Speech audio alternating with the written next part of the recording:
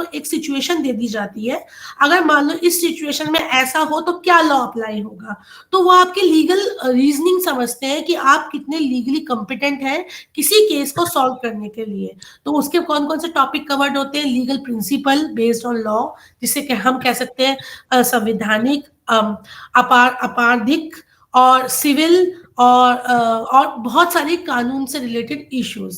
Second आता है legal maxim and terminology, कानूनी सुकृतियां और शब्दावली। ये बहुत इंपॉर्टेंट है आपको जानने के लिए, क्योंकि जो लॉ में टर्मिनोलॉजी यूज होती है वो हम अपनी लैंग्वेज में हम रोज जो यूज करते हैं वो नहीं होती, और वो लॉ सिंपल इंग्लिश नहीं होती, उसकी लीगल इंग्लिश होती है। तो हर एक चीज का एक लीगल मैक्सिम्स होते हैं। तो जैसे मान लो किसी किसी कानून के बारे में कुछ चीज बोलनी है तो डॉक्ट्रिन्स और मैक्सिम्स होते हैं, और उनकी जो डेफिनेशंस होती है, शब्दावली होती है, वो अलग होती है। तो वो आपको जानना जरूरी है कि क्या टर्मिनोलॉजी लॉ में यूज की जाती है। जैसे मेडिकल में टर्मिनोलॉजी यूज होती है, इसी तरह लॉ में भी टर्मिनोलॉजी एक अलग यूज होती है। तीसरा पॉइंट जो कवर करता है important case laws and judgement, न्यायिक निर्णय।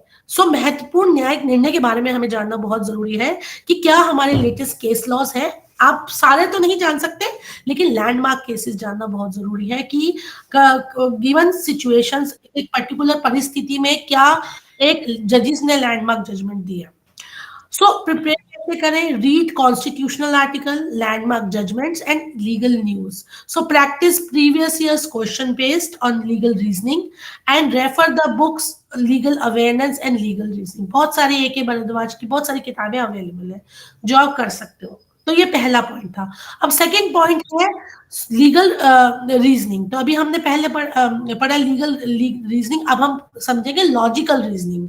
ठीक है, तार्किक तर्क शक्ति। तो ये भी एक इंपॉर्टेंट सेक्शंस है जो critical thinking on the logical problem solving abilities को फोकस करता है। तो कौन कौन से टॉपिक कवर होते हैं इसमें होते हैं statements and assumptions, blood relations, sitting arrangement, psychoticism से रिलेटेड चीजें कवर्ड होती है। तो पजल बेस्ड क्वेश्चंस होते हैं और बहुत सारे रेफरेंस होते हैं लॉजिकल रीजनिंग की, और उसके लिए आप मॉक टेक्स्ट आती हैं बहुत सारी, उसके थ्रू आप उसको कर सकते हैं to speed and accuracy.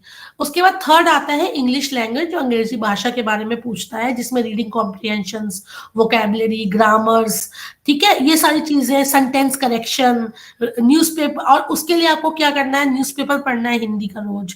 Word power made ऐसे बार नॉर्मन लुइस करके एक वो है, उसको देखिएगा। प्रीवियस ईयर्स के इंग्लिश सेक्शन के पेपर्स को सॉल्व कीजिएगा। इसके बाद चौथा पॉइंट आता है general knowledge and current awareness, इसे हम सामान्य ज्ञान और समयक घटनाओं के बारे में कहते हैं। Awareness about the national and international events. तो बेसिकली नेशनली बहुत बड़ा क्या हुआ, जैसे इंडियन कॉन्स्टिट्यूशन एंड पॉलिटिक्स के बारे में, भारतीय संविधान और राजनीति के बारे में वो आपसे पूछ सकते हैं। इंटरनेशनल इंपॉर्टेंट इवेंट्स, महत्वपूर्ण अंतरराष्ट्रीय घटनाओं के बारे में आपसे पूछ सकते हैं। कुछ साइंस एंड टेक्नोलॉजी का लॉ में कुछ हुआ और जैसे पेटेंट आया हो, या कुछ भी कोई नई ड्रग आई हो जिसका लॉ से कनेक्शन हो, उसके बारे में पूछ सकते हैं। तो उसके लिए आपको डेली न्यूज़पेपर पढ़ना है, हिंदू पेपर आप बेसिकली पढ़िए, करंट अवेयरनेस की मैगजीन्स पढ़िए, न्यूज एंड जजमेंट पढ़िए, और जीके की किताब पढ़िए, और ईयर बुक्स पढ़िए। ठीक है, एक मनोरमा ईयर बुक आती है, उसको भी आप पढ़ सकते हैं। पांचवा आया क्वांटिटेटिव टेक्निक्स। 10वीं और 9वीं की मैथमेटिकल स्किल्स की बेसिक किताब को पढ़िए। Percentage, profit loss, time and work, ये सारे टॉपिक उसमें कवर होते हैं। Basic formula and concept and बहुत सारी चीजें उसमें कवर होती है। तो अब आपको क्या करना है, आपको अपना प्लान बनाना है, किस तरह से आपको प्रिपेयर करनी है। 3 महीने का स्ट्रेटेजी प्लान आप कैसे बनाएं।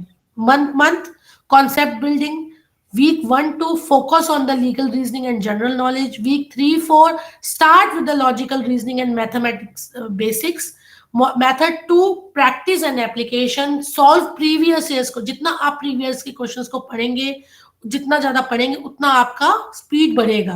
कई बार क्या होता है, हम लोगों को सारे क्वेश्चंस आते हैं लेकिन हमारी स्पीड बड़ी स्लो होती है क्योंकि हमने प्रैक्टिस नहीं की होती। वो बहुत हेल्प करता है। मॉक टेस्ट कीजिए, और month 3 full length mock test revision, जितने भी आप मॉक टेस्ट कर सकते हैं उनको करिए। स्पीड एंड एक्यूरेसी इंप्रूवमेंट के लिए बहुत इंपॉर्टेंट है। अब हम आते हैं किताबें। लीगल रीजनिंग के लिए ए के भारद्वाज की लीगल अवेयरनेस है।